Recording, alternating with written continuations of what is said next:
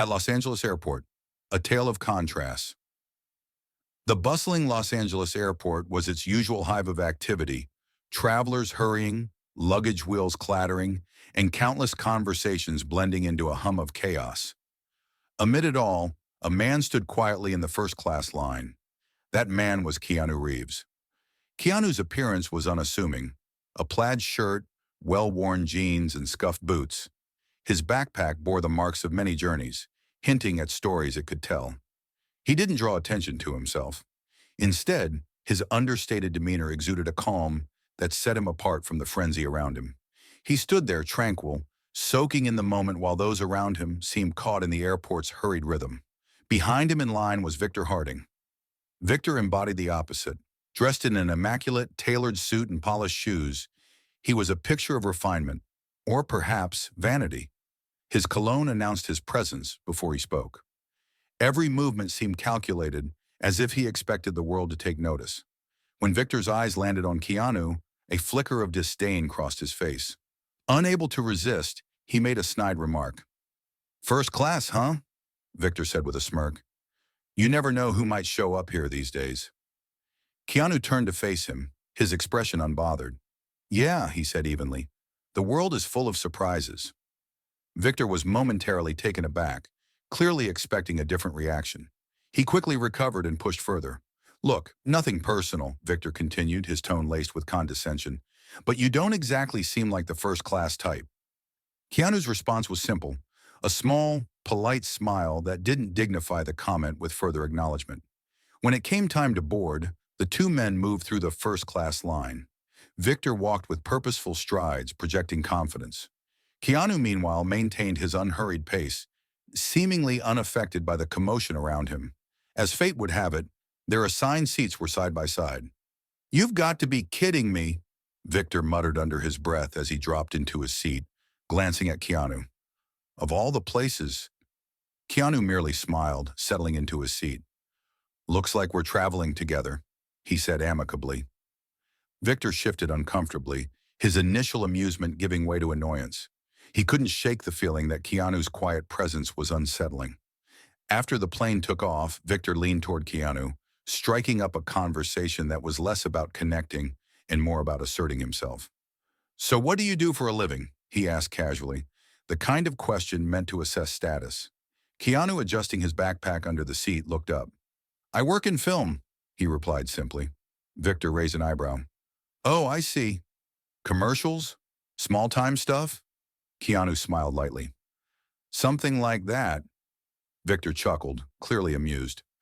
"You know, it's interesting how people try to fit into spaces they're not really meant for. Like first class, for instance." Keanu turned to him, his calm demeanor unwavering. "I think everyone belongs where they are," he said. "Sometimes it's exactly where they're meant to be." Victor laughed dismissively. "That's cute. Philosophical even. But life isn't that simple." Keanu didn't respond. He turned back to the window, signaling the conversation was over. But Victor wasn't ready to let it drop.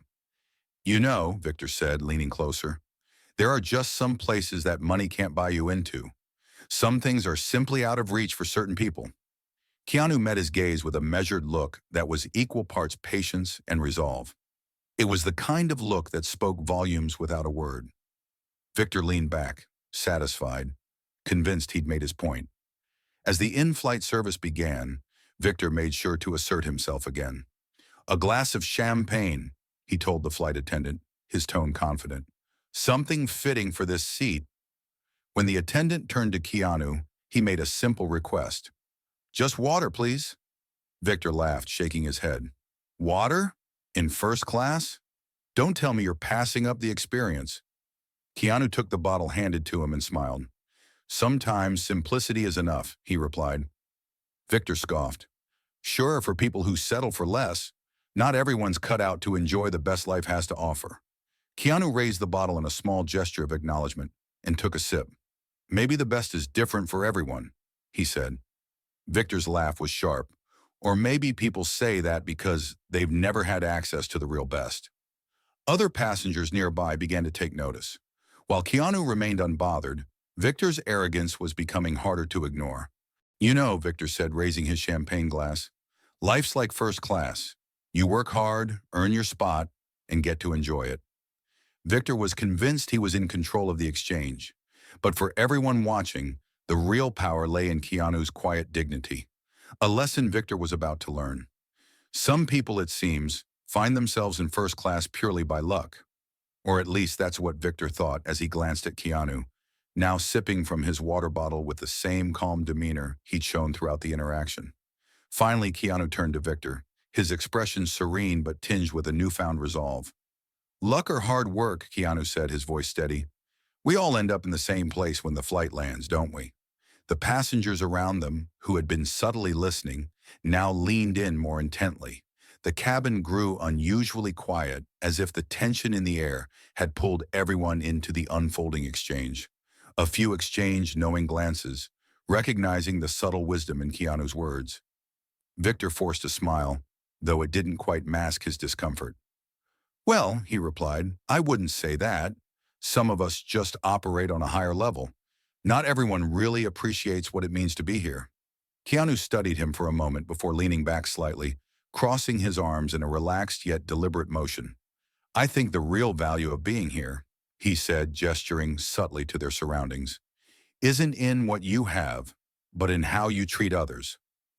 The weight of Keanu's statement settled heavily in the air. A few passengers nodded in silent agreement, while others threw Victor disapproving looks. Victor let out a strained laugh, attempting to deflect the growing tension. That's rich, he said. First-class philosophy. Maybe you should consider motivational speaking. Keanu didn't respond with hostility or sarcasm.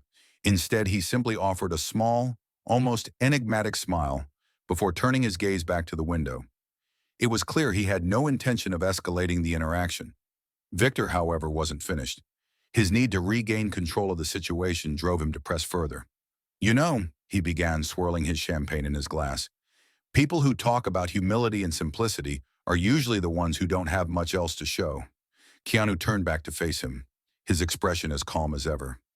And I've noticed, he replied gently, that the people who talk the most about what they have are often the ones who feel the emptiest inside. Victor's confident facade faltered. For a moment, he simply stared at Keanu, visibly grappling with the impact of his words. The murmurs of nearby passengers grew louder, and the subtle glances turned into open stares. Trying to mask his discomfort, Victor forced another laugh. Look, I'm just being realistic. The world is competitive. If you don't show what you've got, people will ignore you. That's just how it works. Keanu's reply was measured and unwavering. Maybe, he admitted, but true success doesn't need to shout. It speaks for itself. The simple truth in Keanu's words rippled through the cabin. The murmurs stopped, replaced by a thoughtful silence. Victor, however, was visibly unsettled, though he clung to his argument. That might sound nice, he said, his tone dripping with skepticism. But the real world doesn't work like that. Keanu tilted his head slightly, his calm expression unwavering. The real world, he said, is built by people. And in the end, how we treat others says far more about who we are than anything we've achieved.